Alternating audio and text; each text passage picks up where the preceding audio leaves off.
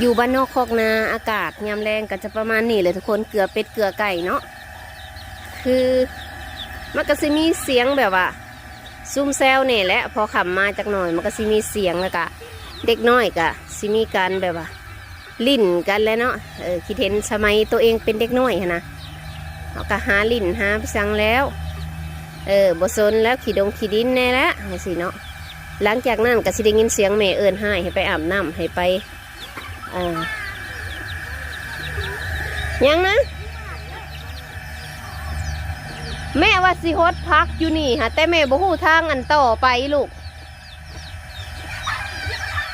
แม่ว่าสิฮดพักให้พ่อเฒ่าฮะนะฮะจำบ่ได้หรือว่ามืออื่นบ่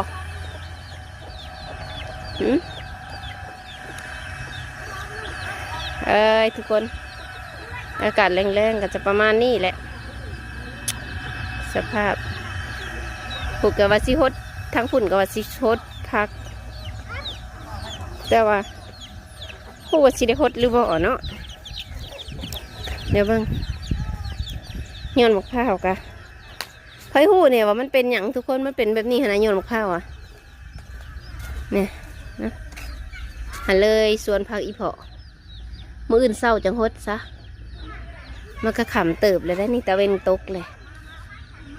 โอเคทุกคนคลิปนี้จบประมาณนี้แหละคอมเมนต์พูดคุยได้เลยจ้า